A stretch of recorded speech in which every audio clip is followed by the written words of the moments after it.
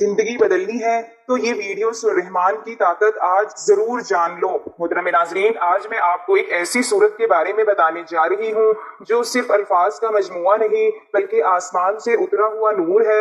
یہ وہ کلام ہے جو آپ کے دل کے زخموں پر مرہم رکھ سکتا ہے، آپ کی مایوسی کو امید میں بدل سکتا ہے اور آپ کی دنیا اور آخرت دونوں کو روشن کر سکتا ہے۔ اس صورت کا نام ہے سورۃ رحمان، یعنی انتہائی مہربان رب۔ ذرا ٹھہر کر سوچو، تمہارا رب جب اپنا تعارف کراتا ہے تو سب سے پہلے یہ نہیں کہتا کہ میں سخت پکڑنے والا ہوں یا میں سب سے زیادہ طاقتور ہوں، بلکہ کہتا ہے الرحمن، میں وہ ہوں جو تم پر بے حد مہربان ہوں، تمہارے حال سے واقف ہوں، تمہارے دکھ سنوں، تمہیں سنبھالوں، تمہیں نعمتیں دوں، چاہے تم شکر کرو یا نہ کرو۔ یہ صورت صرف مومنوں کے لیے نہیں بلکہ ہر انسان اور ہر جن کے لیے پیغام ہے۔ اسی لیے اس میں ایک سوال بار بار دہرایا جاتا ہے، فَبِأَيِّ آلَاءِ رَبِّكُمَا تُكَذِّبَانِ، بس اے جن و انس، تم اپنے رب کی کون کون سی نعمتوں کو جھٹلاؤ گے۔ یہ آیت 31 مرتبہ دہرا کر ہمیں جھنجھوڑا جاتا ہے، ہر بار جیسے رحمان کہہ رہا ہو، دیکھو میں نے تمہیں آسمان دیا، زمین دی، سمندر دیے، پھل پھول دیے، چاند سورج دیے، روشنی دی، بارش دی، محبت دی، پھر بھی تم میرا انکار کرو گے۔ حدیث میں آتا ہے کہ ایک دن نبی صلی اللہ علیہ وسلم نے صحابہ کرام رضی اللہ تعالی عنہ کو سورۃ رحمان سنائی۔ جب آپ صلی اللہ علیہ وسلم نے جنات کو یہ سورت سنائی تو وہ ہر آیت فَبِأَيِّ آلَاءِ رَبِّكُمَا تُكَذِّبَانِ پر فوراً جواب دیتے، لَا بِشَيْءٍ مِّن نِعْمَتِ رَبِّنَا نَكْذِبُ فَلَكَ الْحَمْدُ، اے ہمارے رب، ہم تیری کسی نعمت کو نہیں جھٹلاتے، تیرے لیے ہی سب تعریفیں ہیں۔ سوچو، جنات نے تو فوراً تسلیم کیا، لیکن ہم انسان کتنی بار یہ آیت سنتے ہیں اور پھر بھی ناشکری کرتے ہیں۔ قرآن و حدیث سے فضائل نمبر 1، قرآن، فَبِأَيِّ آلَاءِ رَبِّكُمَا تُكَذِّبَانِ، ہر نعمت کے بعد یہ یاد دہانی کہ ناشکری نہ کرو۔ نمبر 2، حدیث، ہر چیز کی ایک دلہن ہے اور قرآن کی دلہن سورۃ رحمان ہے۔ نمبر 3، حدیث، جو شخص سورۃ رحمان پڑھے اللہ اس پر رحم فرمائے گا اور وہ اپنی نعمتوں کی قدر کرنے لگے گا۔ نمبر 4، قرآن، وَإِن تَعُدُّوا نِعْمَةَ اللَّهِ لَا تُحْصُوهَا، اگر تم اللہ کی نعمتوں کو گننا چاہو تو گن نہیں سکتے۔ سورۃ رحمان ہمیں رحمت الہی کے تصور پر غور کرنے کی ترغیب دیتی ہے۔ اللہ نے ہمیں مختلف تحائف دیے ہیں، یہ دنیا بھی ایک تحفہ ہے۔ درخت، کھانا، ہمارے ارد گرد کا ماحول، ہوا، پانی، صحت مند جسم اور دماغ، خاندان، دوست، سب کچھ ایک تحفہ ہے۔ ہم ان سب کو قدر کی نگاہ سے نہیں دیکھتے، لیکن اس آخر میں اس طرح کے ہر تحفے کی اہمیت ہوتی ہے۔ سورۃ رحمان ہمیں یاد رکھنے میں مدد کرتی ہے کہ اس طرح کے تمام خدائی احسانات ایسی چیز نہیں ہیں جن سے ہمیں غفلت برتنی چاہیے۔ یہ آیت دہرانے سے کہ یہ تمہارے رب کی نعمتیں ہیں جنہیں تم جھٹلاتے ہو، یہ صورت ہمیں بتاتی ہے کہ ہم اپنے رب کی کسی نعمت کا انکار نہ کریں۔ تم اپنے رب کی کون کون سی نعمت کو جھٹلاؤ گے؟ اس وقت کے مطابق کافر مسلسل اور مکروہ طور پر حق کا انکار کر رہے تھے اور مسلمانوں پر کھلے عام تشدد کر رہے تھے۔ تم اپنے رب کی کون کون سی نعمت کو جھٹلاؤ گے؟ در حقیقت جھٹلانے والوں کے لیے ایک مستقل نصیحت تھی، جو غرور اور ناشکری میں اندھے تھے اور مسلمانوں پر بغیر کسی اشتعال کے حملہ کرتے اور قتل کر دیتے تھے۔ سورۃ رحمان اللہ کی رحمتوں کی لامحدود فہرست کو خوبصورتی سے پیش کرتی ہے، یہ دل کو چھو لیتی ہے اور سچے ایمان والوں کی آنکھوں میں آنسو لاتی ہے۔ انسانوں میں حق کو نظر انداز کرنے کی کمزوری ہے۔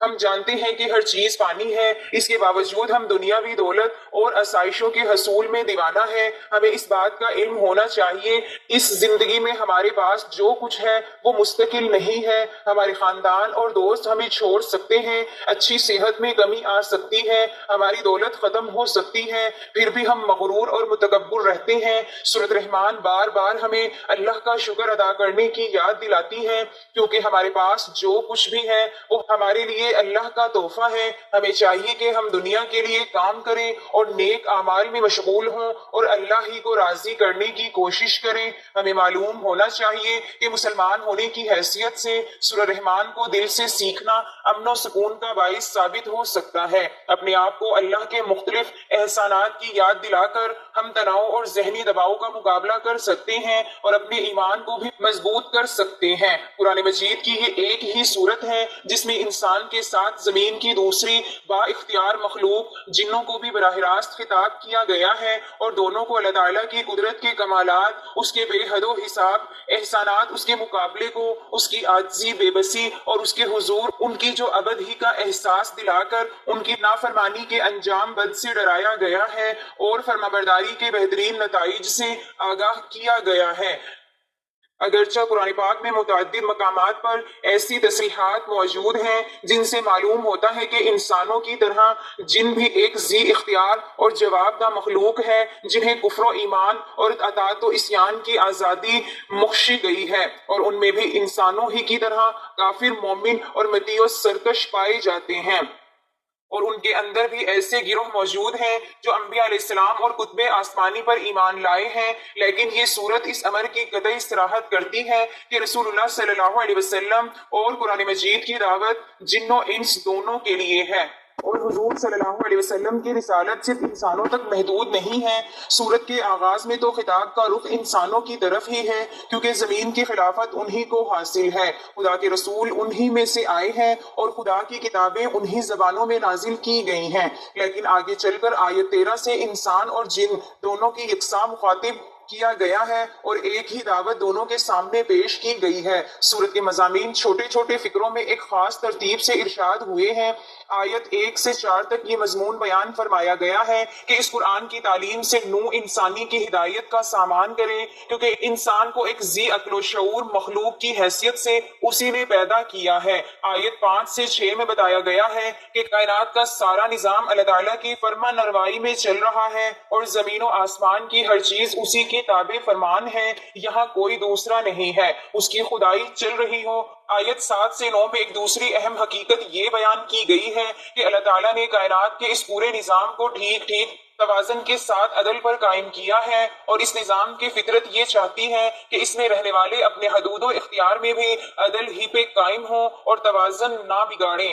آیت 10 سے 25 تک اللہ تعالیٰ کی قدرت کے عجائب و کمالات بیان کرنے کے ساتھ ساتھ اس کی ان نعمتوں کی طرف اشارے کیے گئے ہیں جن سے انسان اور جن متمتع ہو رہے ہیں۔ آیت 26 سے 30 تک انسان اور جن دونوں کو یہ حقیقت یاد دلائی گئی ہے کہ اس کائنات میں ایک خدا کے سوا کوئی غیر فانی اور لازوال نہیں، اور چھوٹے سے بڑے تک کوئی موجود ایسا نہیں جو اپنے وجود اور ضروریات وجود کے لیے خدا کا محتاج نہ ہو۔ زمین سے لے کر آسمانوں تک شب و روز جو کچھ بھی ہو رہا ہے اسی کی کار فرمائی سے ہو رہا ہے۔ آیت 31 سے 36 تک ان دونوں گروہوں کو خبردار کیا گیا ہے کہ عنقریب وہ وقت آنے والا ہے جب تم سے باز پرست کی جائے گی، اس باز پرست سے بچ کر تم کہیں نہیں جا سکتے۔ خدا کی خدائی تمہیں ہر طرف سے گھیرے ہوئے ہیں، اس سے نکل کر بھاگ جانا تمہارے بس میں نہیں ہے۔ اگر تم اس گھمنڈ میں مبتلا ہو کہ اس سے بھاگ سکتے ہو تو بھاگ کر دیکھو۔ آیات 37 سے 38 میں بتایا گیا ہے کہ یہ باز پرست قیامت کے روز ہونے والی ہے۔ آیت 39 سے 45 تک ان مجرم انسانوں اور جنوں کا انجام بتایا گیا ہے جو دنیا میں اللہ تعالیٰ کی نافرمانی کرتے رہے ہیں، اور آیت 46 سے آخری سورت تک تفصیل کے ساتھ وہ انعامات بیان کیے گئے ہیں جو آخرت میں ان نیک انسانوں اور جنوں کو عطا کیے جائیں گے جنہوں نے دنیا میں خدا ترسی کی زندگی بسر کی ہے اور یہ سمجھتے ہوئے کام کیا ہے کہ ہمیں ایک روز اپنے رب کے سامنے پیش ہو کر اپنے اعمال کا حساب دینا ہے۔ یہ پوری تقریر خطابت کی زبان میں ہے، ایک پرجوش اور نہایت بلیغ خطبہ ہے جس کے دوران میں اللہ تعالیٰ کی قدرت کے ایک ایک عجوبے اور اس کی عطا کردہ نعمتوں میں سے ایک ایک نعمت، اس کی سلطانی قہاری کے مظاہر میں سے ایک ایک مظہر، اور اس کی جزا و سزا کی تفصیلات میں سے ایک ایک چیز کو بیان کر کے بار بار جنوں ان سے سوال کیا گیا ہے کہ فَبِأَيِّ آلَاءِ رَبِّكُمَا تُكَذِّبَانِ۔ اللہ تبارک و تعالیٰ خالق کائنات ہیں، زمین اور کائنات کے دیگر مقامات پر جتنی بھی مخلوقات ہیں ان کے خالق و مالک اللہ سبحانہ تعالیٰ ہیں۔ اللہ تبارک و تعالیٰ نے دو مخلوقات یعنی انسان اور جنات کو نیکی اور بدی کے دائیے کے ساتھ پیدا کیا، اور اسی صلاحیت کے حوالے سے ان کے لیے قیامت کے بعد جنت اور دوزخ کو تیار کیا۔ اللہ تبارک و تعالیٰ نے زمین پر انسانوں اور جنات کی آزمائش کے لیے مختلف طرح کے ترغیبات اور ترہیصات کے امکانات کو پیدا فرمایا تاکہ اس کے ذریعے جنوں انس کو آزمایا جا سکے۔ گو کہ اللہ تبارک و تعالیٰ جمی انسانوں سمیت پوری کائنات اور کائنات کی ہر شے کے خالق ہیں، لیکن خالق نے اپنے بعض بندوں کی نسبت اس اعتبار سے اپنی ذات کے ساتھ کی ہے کہ وہ اس کی تابعداری اور اس کے احکامات پر عمل پیرائی کے لیے اپنی تمام تر صلاحیتوں کو وقف اور صرف کرتے رہتے ہیں۔ ایسے بندوں کو قرآن مجید میں متعدد القابات کے ساتھ مخاطب کیا گیا ہے۔ سورہ مومنون کے پہلے حصے میں اللہ تبارک و تعالیٰ نے ان مومنوں کی صفات کا ذکر کیا جنہیں قیامت کے قیام کے بعد جنت الفردوس میں داخل کیا جائے گا۔ اسی طرح سورۃ فرقان میں اپنے ان بندوں کا ذکر کیا گیا جنہیں اللہ تبارک و تعالیٰ کل قیامت کے دن جنت میں داخل فرمانے والے ہیں۔ عباد الرحمن یعنی رحمان کے بندوں کی جب صفات پر غور کیا جاتا ہے تو یہ بات سمجھ میں آتی ہے کہ یقیناً ان صفات کے حامل لوگ دنیا آخرت میں کامیابیوں کے مستحق ہیں۔ میں اللہ تبارک و تعالیٰ نے رحمان کے بندوں کی جن صفات کا ذکر کیا وہ یہ ہیں: نمبر 1، رحمان کے بندے زمین پر متانت، عجز و انکساری کے ساتھ چلتے ہیں۔ انسانوں کی بہت بڑی تعداد زمین پر اکڑ اکڑ کر چلتی ہے۔ سورہ بنی اسرائیل میں اللہ تبارک و تعالیٰ نے انسانوں کو زمین پر اکڑ کر چلنے سے روکا ہے اور اس بات کی وضاحت کی ہے کہ نہ تو اس طریقے سے انسان زمین میں درار ڈال سکتا ہے، نہ پہاڑوں کی بلندیوں پر پہنچ سکتا ہے۔ چنانچہ اگر انسان اپنا شمار رحمان کے بندوں میں کروانا چاہتا ہے تو اس کی زمین پر متانت کے ساتھ چلنا چاہیے۔ نمبر 2، جاہلوں کو سلام متارکت۔ رحمان کے بندے بلا سبب اپنے وقت کو ضائع نہیں کرتے، اور اگر ان کا پالا کسی جاہل کے ساتھ پڑ جائے تو اس سے کج بحثی کرنے کی بجائے اس کو دور سے ہی سلام کرتے ہیں، یعنی وقار کے ساتھ علیحدگی کو اختیار کر لیتے ہیں۔ کج بحثی میں اپنا وقت ضائع کرنا انسان کے لیے کسی بھی اعتبار سے مفید نہیں۔ انسان کو بحث اس مقام پر کرنی چاہیے جہاں پر بحث نتیجہ خیز ہو اور مخاطب کی اصلاح کے امکانات نظر آ رہے ہوں۔ نمبر 3، راتوں کو عبادت میں گزارنا۔ اللہ تبارک و تعالیٰ نے رات کو گو آرام کرنے کے لیے بنایا ہے، لیکن اسی رات کے کچھ حصوں میں اللہ تبارک و تعالیٰ کی بندگی کرنے سے انسان خالق و مالک کی قربت کی راہوں کو تلاش کر سکتا ہے۔ چنانچہ اللہ پاک نے رحمان کے بندوں کی صفت کو بیان کیا ہے کہ وہ اپنی راتوں کو صرف آرام کرنے میں صرف نہیں کرتے بلکہ سجدے اور قیام کی حالت میں اللہ سبحانہ تعالیٰ کی رضا اور اس کی خوشنودی کے حصول کے لیے کوشاں رہتے ہیں۔ نمبر 4، جہنم سے پناہ مانگنا۔ انسان کی سب سے بڑی کامیابی جنت کا حصول اور سب سے بڑی ناکامی جہنم میں چلے جانا ہے۔ چنانچہ رحمان کے بندوں میں یہ صفت پائی جاتی ہے کہ اللہ تبارک و تعالیٰ کی بارگاہ میں آ کر جہنم کے عذاب سے پناہ کو طلب کرتے ہیں۔ یقیناً جس وقت اللہ تعالیٰ سے دعا مانگی جاتی ہے تو وہ اپنے بندوں کی دعاؤں کو قبول و منظور فرما کر انہیں آگ کے عذاب سے محفوظ فرما دیتے ہیں۔ نمبر 5، اعتدال کے ساتھ خرچ کرنا۔ اللہ تبارک و تعالیٰ نے رحمان کے بندوں کی اس صفت کو بھی بیان کیا ہے کہ نہ تو وہ فضول خرچی والے راستے کو اختیار کرتے ہیں اور نہ ہی بخیلی کا مظاہرہ کرتے ہیں، بلکہ ان دونوں رویوں سے مختلف راستے اختیار کرتے ہیں۔ جہاں ضرورت ہو وہاں مال خرچ کرتے ہیں۔ ان کا مقصد نمود و نمائش کو اختیار کرنا یا اپنے مال کو روک کے رکھنا نہیں ہوتا، بلکہ وہ اپنی ضروریات کو پورا کرنے کے ساتھ ساتھ غربا، مساکین اور یتیم لوگوں پر بھی اپنے مال کو صرف کرتے ہیں۔ نمبر 6، گناہ کبیرہ سے اجتناب۔ اللہ تبارک و تعالیٰ نے رحمان کے بندوں کی اس صفت کو بھی بیان کیا ہے کہ وہ 3 کبیرہ گناہوں شرک، قتل اور زنا سے کھلے طور پر اجتناب کرتے ہیں۔ ان ہلاکت خیز گناہوں سے اجتناب کرنا یقیناً مومن کی شان ہے، لیکن اگر کوئی شخص شرک، قتل یا زنا کا مرتکب ہو جائے تو اللہ تبارک و تعالیٰ نے اپنی رحمت سے اس کے لیے اپنے خاص بندوں میں شامل ہونے کے راستے کو کھلا رکھا ہے۔ اگر کوئی شخص ان گناہوں کے ارتکاب کے بعد اللہ تبارک و تعالیٰ کی بارگاہ میں آ کر توبہ کرے، ایمان لائے اور عمل صالحہ کرے تو اللہ تبارک و تعالیٰ اس کے گناہوں کو معاف ہی نہیں کرتے بلکہ اس کی سیئات کو نیکیوں کے ساتھ تبدیل فرما دیتے ہیں۔ نمبر 7، جھوٹی گواہی سے اجتناب۔ رحمان کے بندوں میں یہ صفت بھی پائی جاتی ہے کہ وہ جھوٹی گواہی نہیں دیتے۔ جھوٹی گواہی کے نتیجے میں کسی نہ کسی انسان کی حق تلفی یا کسی کے ساتھ زیادتی کا ارتکاب ہوتا ہے۔ رحمان بندے اس بات کو سمجھتے ہیں کہ کل قیامت کے دن انہیں اپنے اعمال کے بارے میں اللہ تبارک و تعالیٰ کی بارگاہ میں جو ابدا ہونا پڑے گا، چنانچہ وہ ہر صورت جھوٹی گواہی سے اجتناب کرتے ہیں۔ نمبر 8، لغویات سے اعراض رحمان کے بندوں میں یہ صفت بھی پائی جاتی ہے کہ اگر وہ کسی لغو کام والی جگہ سے گزرے تو متانت اور باوقار انداز میں گزر جاتے ہیں۔ وہ حالات کے تناظر میں امر بالمعروف اور نہی عن المنکر کا فریضہ بھی انجام دیتے ہیں، لیکن اگر امر بالمعروف نہی عن المنکر کے نتیجے میں فتنہ انگیزی کا خدشہ ہو تو بڑے پروقار انداز میں اس جگہ کے بغیر آگے گزر جاتے ہیں۔ نمبر 2، اپنی بیوی اور بچوں کے لیے دعا۔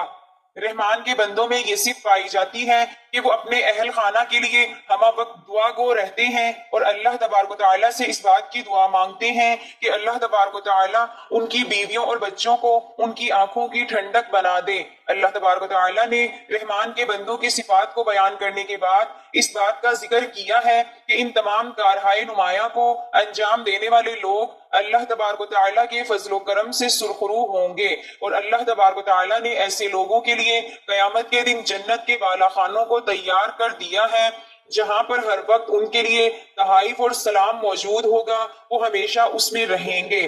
اللہ تبارک و تعالیٰ ان پر اپنی نعمتوں کی مسلسل برکھا برساتے رہیں گے۔ اس دنیا میں رہتے ہوئے انسان کو اللہ تبارک و تعالیٰ نے نیکی اور بدی کے راستے کو چننے کا اختیار دیا ہے، اور اسی اختیار کے حوالے سے انسان کو اپنے اعمال کے لیے اللہ تبارک و تعالیٰ کی بارگاہ سے اجر و ثواب یا عذاب کا مستحق ٹھہرنا پڑے گا۔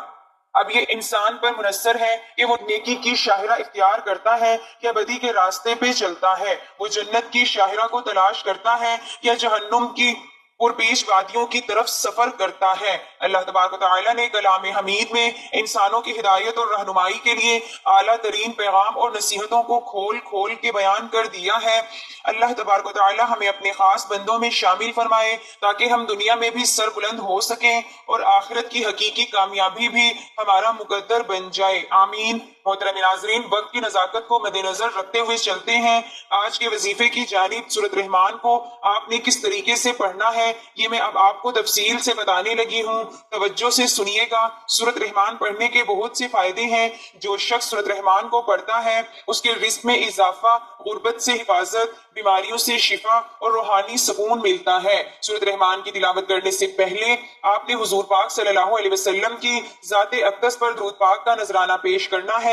درود پاک آپ کوئی سا بھی پڑھ سکتے ہیں، ایک بار ثواب کی نیت سے میرے ساتھ بھی درود پاک پڑھ لیں۔ اللهم صل على محمد وعلى آل محمد كما صليت على إبراهيم وعلى آل إبراهيم إنك حميد مجيد اللهم بارك على محمد وعلى آل محمد كما باركت على إبراهيم وعلى آل إبراهيم إنك حميد مجيد۔ درود پاک پڑھنے کے بعد آپ نے سورۃ رحمان کی تلاوت کرنی ہے۔ سورۃ رحمان آپ کسی بھی وقت پڑھ سکتے ہیں، اگر آپ کسی نماز کے بعد پڑھنا چاہیں تب بھی پڑھ لیں، اور اگر آپ دن کے کسی بھی وقت پڑھنا چاہیں، صبح، دوپہر، شام یا رات کو سونے سے پہلے آپ سورۃ رحمان کی تلاوت کر کے سوئیں تو انشاءاللہ اس سے آپ کو بہت سارے فوائد حاصل ہوں گے۔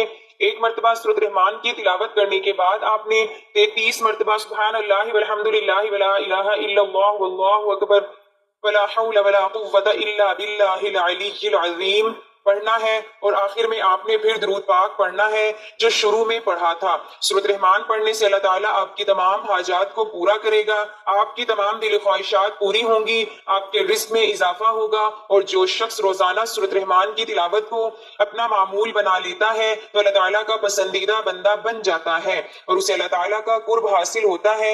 اس لیے آپ روزانہ سورۃ رحمان ایک مرتبہ لازمی پڑھنے کا معمول بنا لیں۔ اللہ تعالیٰ ہم سب کو قرآن پاک پڑھنے کی توفیق عطا فرمائے۔ میری اللہ تعالیٰ سے دعا ہے کہ اللہ تعالیٰ میرا سنانا اور آپ کا سننا اپنی پاک بارگاہ الہی میں قبول و منظور فرمائے، جو مانگا مقدر فرمائے، جو نہیں مانگ سکے بن مانگے عطا فرمائے۔ اللہ تعالیٰ نیکی کی بات کو سننے، سمجھنے اور اس پر عمل کرنے کی طاقت اور توفیق مرحمت فرمائے، آمین ثم آمین۔ ناظرین، آپ سے گزارش ہے کہ اپنے رزق میں برکت، وسعت اور کشادگی کے لیے اللہ تعالیٰ کے 99 ناموں میں سے کوئی ایک نام لکھ کر کمنٹ سیکشن میں ضرور شیئر کریں۔ اللہ تعالیٰ ہم سب کا حامی و ناصر ہو، آمین، جزاک اللہ۔